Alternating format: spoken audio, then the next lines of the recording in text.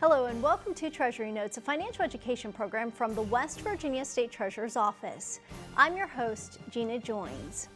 As the year comes to a close, we often take time to reflect on our past achievements and look forward to what comes next.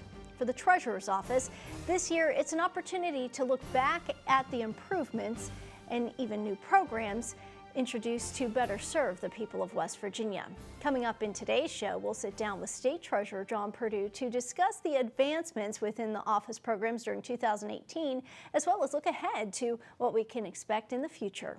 But first, along with the daily banking functions that take place in the Treasurer's Office, programs like Unclaimed Property, Smart 529, West Virginia Retirement Plus, and now WV Able all aim to better the financial lives of people across the state. From workplace training to lifetime savings, Kim Ward takes a look at how these programs are impacting people like you. The State Treasurer's Office oversees more than $13 billion in cash flow on an annual basis. With such a large amount of money going in and out of the Treasurer's Office, speed and security are top priorities. The Cash Management Division continues to implement new practices to increase efficiency and keep the state's money safe and secure. And each year they offer training to other state employees to see that the same procedures are implemented in agencies across the state. We try to stay on the cutting edge of technology, and I hope that in agencies that you are doing the same thing. And we will work with you to make sure that whatever you're doing with our office, you are crossing the T's and dotting the I's and helping us in the process. The annual Cash Handling Conference provides an opportunity to teach state employees valuable safety procedures they can utilize in the workplace. The Treasurer's Office also offers opportunities for the public to brush up on their financial education. A money conference in Martinsburg brought back popular speaker Dee Lee, a certified financial planner and educator, to cover topics such as getting out of debt and raising your credit score. You need to get out of debt. Mortgages, school loans, car loans, okay.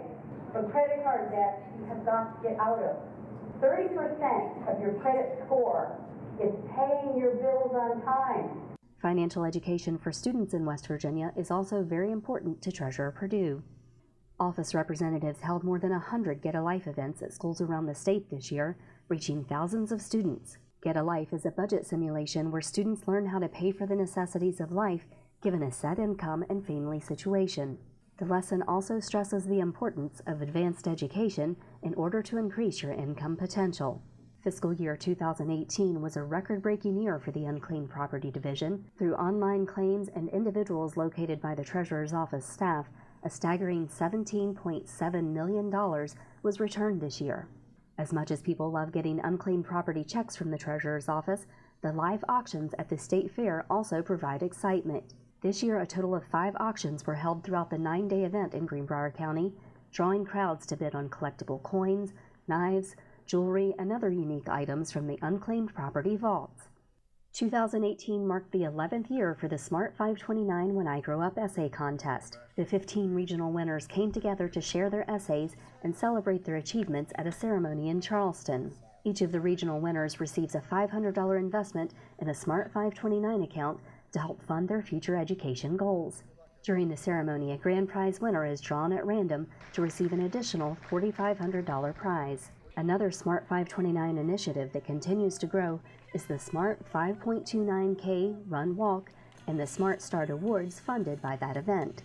In the last 4 years, proceeds and sponsor contributions from the annual Smart 5.29K Run Walk have provided $57,600 in Smart Start Awards to 48 children in West Virginia who have been adopted from foster care. My wife and I actually met in college. Higher education is something that matters to both of us very much.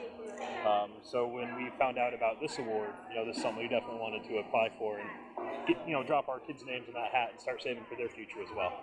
A new feature for Smart 529 was announced just recently. Now you can give the gift of college with a convenient gift card.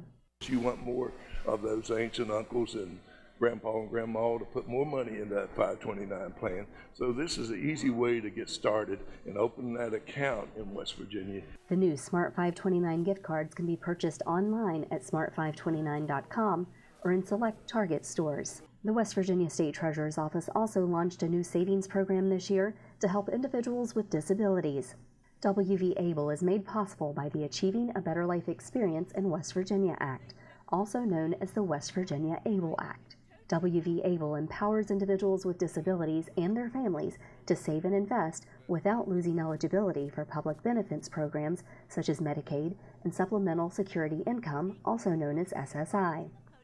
And knowing that you can put money aside that can take care of your loved ones that have a disability in West Virginia and know that they can be taken care of and they're not going to lose their benefits.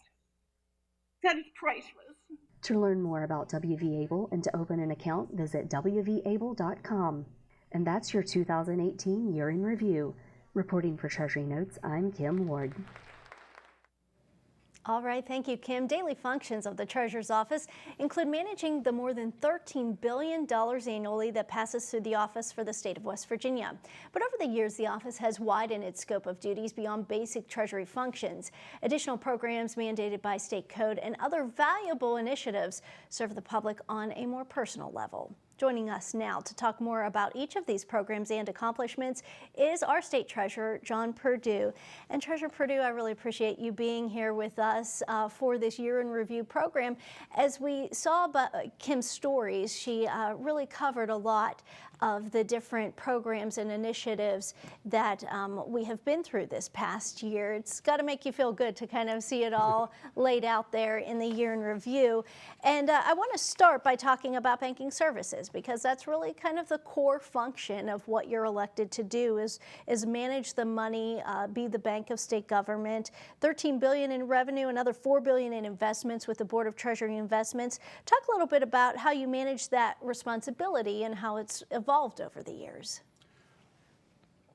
You know, it's exciting to be here. And when we talk about the bank of state government, the people's bank, it's good to be able to say, in the time I've been state treasurer, we've never lost a penny. Because we realize the importance of technology, the importance of transparency, the importance of having the checks and balances put in place, the old saying of crossing the T's and dotting the I's, and putting the professional staff together to manage that $13 billion money that comes through the Treasury every year. And I'm proud of what we've accomplished in doing that. I'm proud of the professionalism that's been put together and putting the checks and balances in place. And I think that says a lot about the Treasurer's Office, and the people can be confident that their money is safe. You talk about the professionalism of the office and the fact that you've built up the Bank of State Government in so many different ways. Cash management, as we said, is really the core of that function. And I know one thing your office has done in recent years has really taken on a huge responsibility of setting some guidelines and issuing guidelines for other state agencies when it comes to handling cash and credit cards around the state, so that everybody's on the same page and so that the entire state is working on the same procedures. State employees can now actually get some hands-on training thanks to your office. There's the Treasury Cash Management Conference. This is an event that's really making a difference for many agencies and many of the handlers who deal with this cash and credit card functions around the state. Well, absolutely, Gina. When we realized that after improving the technology of the Treasurer's Office, we had to reach out to city, counties, municipalities to do business with the state of West Virginia, all the agencies that do business with the state of West Virginia, to be able to work with them to get the proper training so we could interface with each other and understand what each one of us were doing. And I think putting those in place has made a huge, huge difference in the Treasurer's Office, not only in technology, but the training that we give to the agencies and so forth, and making sure that we are crossing those T's and dotting the I's. It's really taken the level up a notch, and I know PCI compliance for the payment card industry, we hear about that a lot in the banking world these days, and your office has really taken everything a step further to make sure that the state is covered and working under those standards. Oh, absolutely. You know, the rules and regulations you have to put together, and being PCI compliance is one of the great standards of safety when you have a cash management banking section of the Treasurer's Office. And And we have really stepped up to make sure that we lead the way in doing that and setting the example and making sure that we are in compliance with not only federal but state and regulations as well. And that's very important in doing cash management in the state. Let's talk about the Board of Treasury Investments. Of course, your office does short-term investments for the state, really the operating funds. It's been more than 13 years ago that the Board of Treasury Investments was established and put under your purview.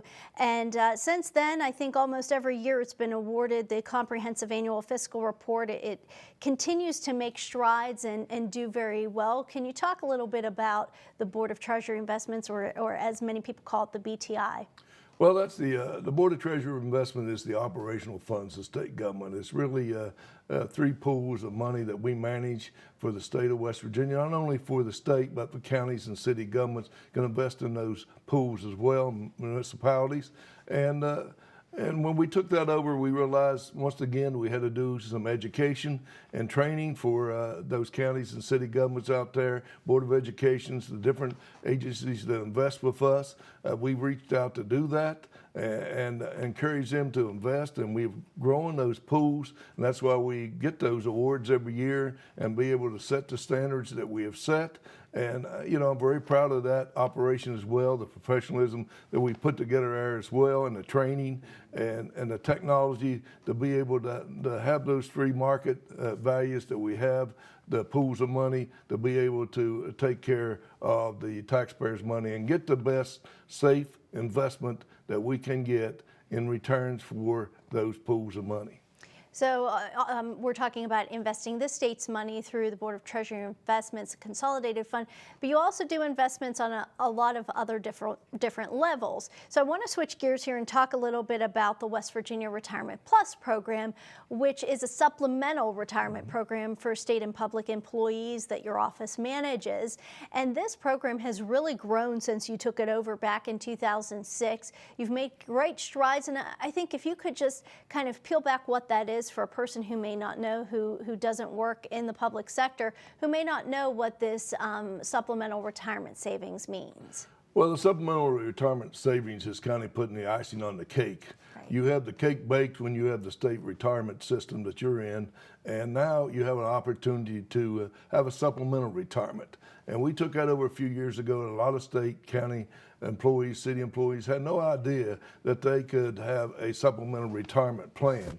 And we was able to do some education there that put some checks and balances in place, go out and really get more and more state employees enrolled in the program, and as it grew and bigger, we have over 17,000 employees now involved in a supplemental retirement plan. That's not only state, but city, county, municipalities, Board of Education's different individuals out there that has opened up their own supplemental retirement through our plan. And this has been a great plan to let people realize that I need to pay myself first and give a little savings, little extra savings out there on top of that retirement. And as it grew and people realize what is happening out there, they end up increasing it. And so it's a way of getting people to really save for their future. And that takes education on the individual level. Of course, another program that you administer is the State Smart 529 College Savings Program. So when you're talking about paying yourself first, I think this is another great example of what your office does to educate the public and to help them really manage their money in an untraditional sense. And when we talk about the Smart 529 College Savings Program, it is steadily growing. Participation continues to increase. Talk a little bit about what that is. I know this is something you're very passionate about and how it continues to grow. You know, I always say education is what opens up the doors of opportunity for a child in the future, in your future. And when I became state treasurer, we started looking at college savings and figuring out what we could do to help parents and grandparents save for that college education, because it's not getting any cheaper. And no one ever dreamed that we'd have a $2.6 billion program now out here in West Virginia, over 40,000 participants in the program, saving for their children and grandchildren's education, and open up those doors of opportunity for those children and students out there. And I'm very proud of that and what we've accomplished in making that happen. And that took education too, because a lot of people don't think about when they have a newborn or saving at a very young age, because college is not getting any cheaper. It continues to increase. But the good part about the 529 plan is that you can go anywhere in the country, anywhere in the world to school. And you can go to any school you want to, and you can, that money will be there for that child or grandchild, and you get a tax deduction on your state income tax for that, if you're a West Virginia citizen, and you get a tax deduction on your, so to speak, deferred on your federal level. You never have to pay any taxes on that money.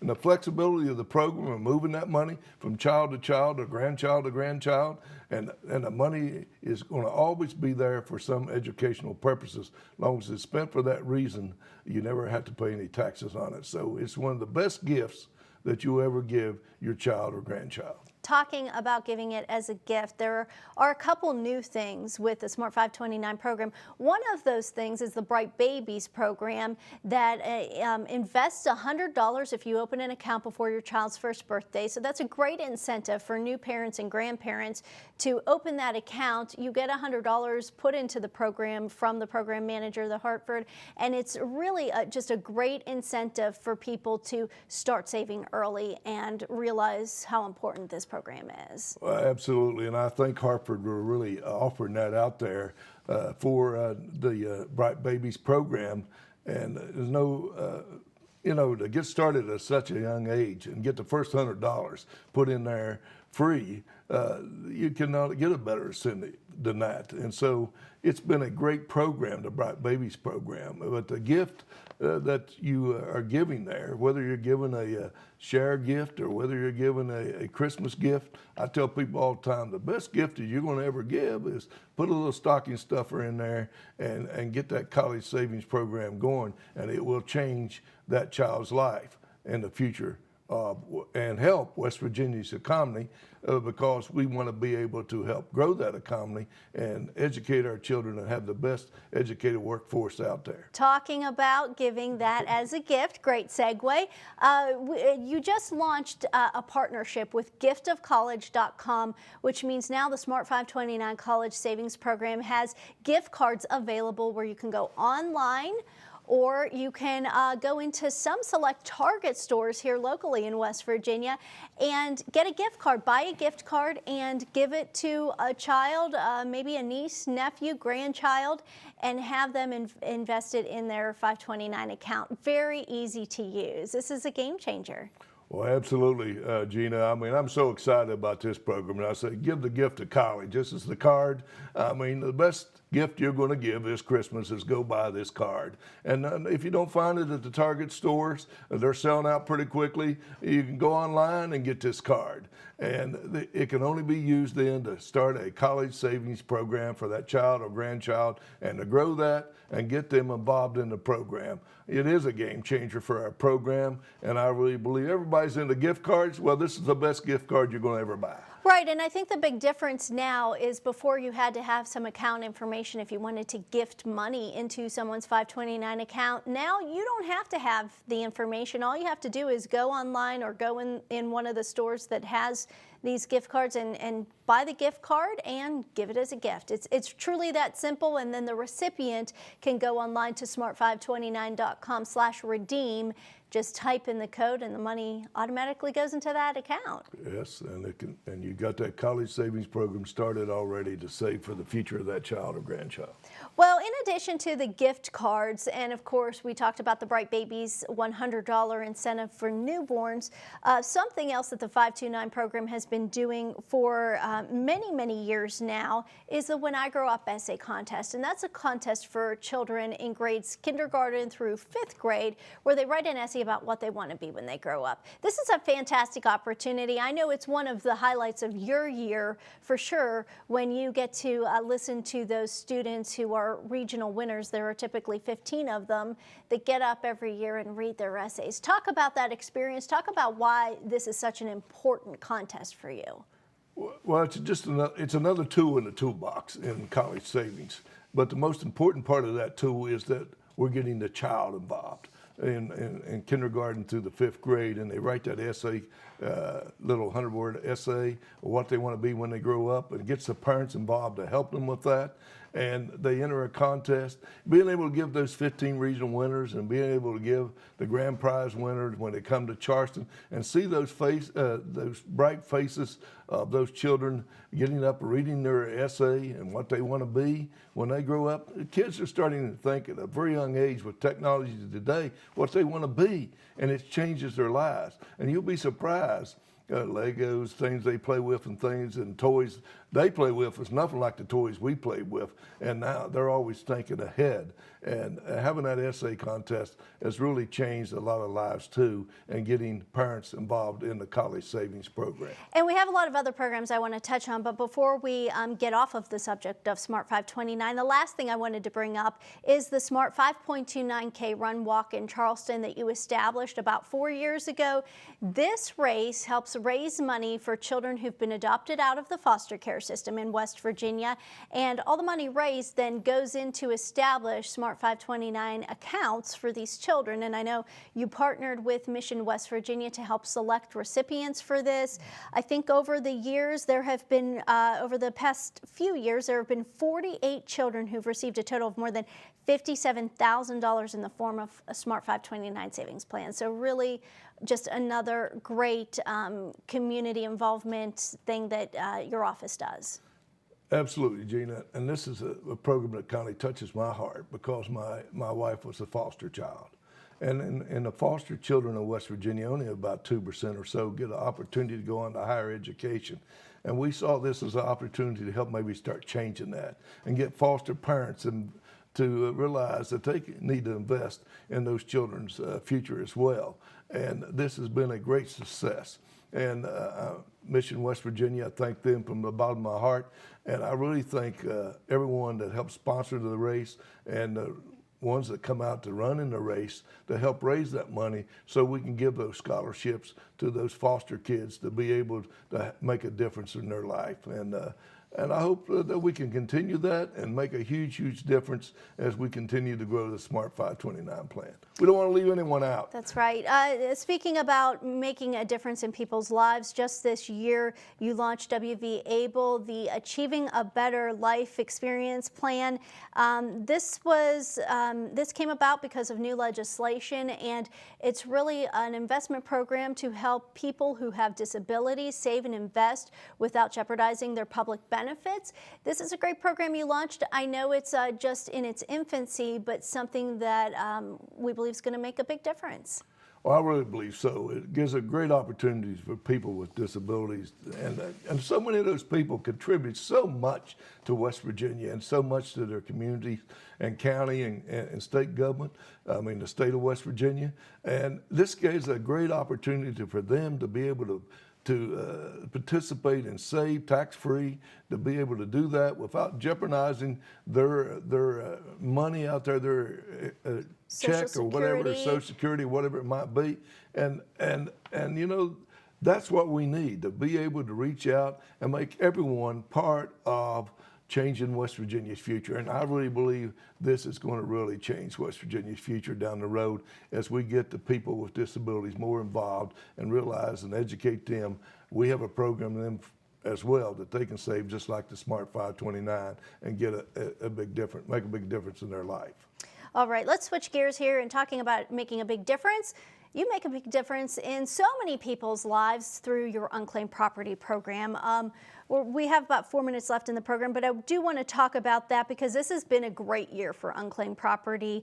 In fiscal year 2018, your office returned a record-breaking $17.7 million to rightful owners and custodians. This is a big deal because unclaimed property, as you always say, is the people's money. Yes, it is the people's money. You know, it is a great cornerstone of the Treasurer's office. We still have over $100 million laying in the Treasurer's office. That is the people's money, and it's our job to try to get that money back. We do a great job at that. And like we said, we just set a record at $17-some million this year. I hope to set another record next year and return the people's money to them. Not only the people's money, but for businesses, charities, all the different ways that unclaimed property comes to the Treasurer's office. that it's our job to get that money back, and I'm very proud of what we do in accomplishing that. And you have worked very diligently over the past couple of years to hold life insurance companies accountable, like all other businesses, to make sure that life insurance companies are reporting unclaimed property and returning it to the state so that you can then find rightful owners. Absolutely. The life insurance companies, you know, had some hard times finding the rightful owners of those life insurance policies. They held on to the money. Now they have to return that to unclaimed property. We just returned over $1 million this year in life insurance policies that we found the rightful owners of those policies. I hope to continue to do that and find more and more money, because I really think it's their money. It's the people's money, the loved ones that inherited that money from their mom and dad or aunt and uncle or grandfather or grandmother, and that we can return that money to the rightful owners. And then, of course, there's the Unclaimed Property Bulletin. We always encourage people to check the newspapers twice a year, because you issue a list of names. Typically, it's over 15,000 names published in the newspapers biannually. That really helps people discover if they, a neighbor, a friend. You've told me stories about people going around town saying, I saw your name in the paper, and they have unclaimed property. Absolutely. You know, the people is our best source here, because that's why we put that bulletin out. And people look forward to that bulletin, and they'll find people's unclaimed property and call and say, I know who this is, or I'll call them. And this is how we find unclaimed property. It's called now a tool in the toolbox that is unbelievable to find unclaimed property in the state. That's why we're setting those records, because the people are making a difference out there. And only a few minutes left, but of course, financial education, another big thing for your office. Any final words on the efforts to getting out in the schools and just educating the public? Well, the Get a Life program is one of the best educational programs we have in the school system. I hear more from parents all the time, but thank you for educating my child, how much it costs to pay the rent, or how much it costs for the house payment, the car payment, where that money came to fix the car, to fix the roof, the refrigerator broke down, and they come home and say, Mom, I had no idea, or Dad, I had no idea how much money you were spending to budget in the household to make my life easier, and that really touches my heart. And we're really getting out there educating them at a very young age in middle school to make a difference there. Treasurer Perdue, it always goes very quickly when we sit down and have these talks. Always a lot to talk about in the State Treasurer's office. Thanks so much for joining us. Appreciate all you do. Thank you very much, and thanks everyone for being part of the Treasurer's office and making a huge, huge difference for the people of West Virginia. Well, we appreciate you being with us today, Treasurer Perdue. And that's all the time we have. Thank you for spending time with us. We appreciate you being here. Remember, you can always get the very latest news and information from the State Treasurer's office. Be sure to follow us. We're on Facebook, Twitter, and on our website. Keeping you informed on the Library Television Network, I'm Gina Joins with the West Virginia State Treasurer's office.